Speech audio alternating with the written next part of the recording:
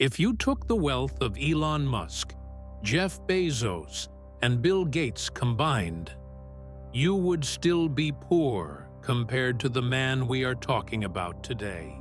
History remembers kings for their wars, their crowns, and their conquests. But there is one man whose wealth was so immense, it remains immeasurable even by today's standards.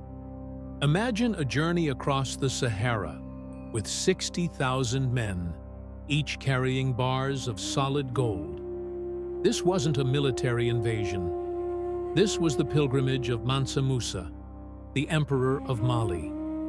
But this story isn't about what he owned. It's about a mistake he made, a financial disaster that would serve as the world's first lesson in inflation, and a stoic reminder that even the sun can burn those who don't respect its power. When Musa arrived in Cairo in 1324, he was generous, too generous. He handed out gold to every poor person he met. He bought every luxury at 10 times its price. He flooded the market with so much gold that its value plummeted. In a matter of weeks, the economy of an entire empire collapsed. Why? Because wealth is not about how much paper or gold you have. It's about scarcity. This is the first rule of the modern stock market. When everyone has everything, nothing has value. Musa accidentally taught the world a lesson that modern central banks are still struggling with today. The golden trap of excess. But how exactly does one man break an entire region's economy? To understand this, we must look at the law of supply and demand. Before Musa's arrival, gold was the world's ultimate scarcity. In Cairo, it was the foundation of every trade. When Musa flooded the streets with his 21 tons of gold, he didn't make the people richer. He made the gold worthless. This is a phenomenon we now call hyperinflation. Imagine if everyone on Earth woke up tomorrow with $1 billion in their bank account. A loaf of bread would cost $1 million. This is exactly what happened in the 14th century. The price of basic goods skyrocketed. Savings were wiped out. Musa's generosity became a financial curse that took over a decade to fix. It's a haunting reminder for today's investors.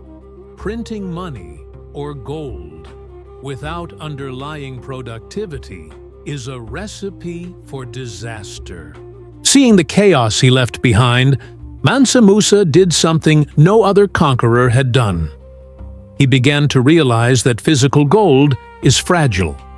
It can be stolen, it can lose value, and it can ruin lives.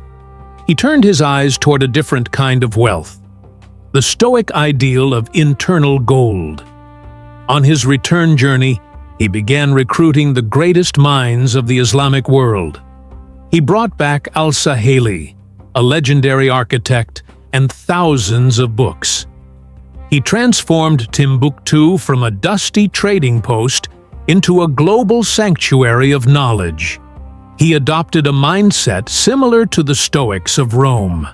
The only wealth that cannot be taken away is your character and your knowledge. While his gold eventually vanished into history, the universities he built stood for centuries. He moved from being a consumer of wealth to a creator of value. So, what is the lesson for you sitting here in the 21st century? We live in a digital version of Musa's Cairo. We are surrounded by digital gold, crypto, stocks, and social media influence. The trap remains the same. If you chase the gold without building the mind, you will collapse just like the Egyptian economy. To build wealth that lasts centuries, you must follow the Musa blueprint. 1. Understand that scarcity creates value. 2. Diversify your assets into knowledge and infrastructure. And 3. Practice the Stoic art of detachment. Own your money, but never let your money own you. Mansa Musa died as the richest man to ever live, but his true legacy wasn't the gold. It was the wisdom he left behind.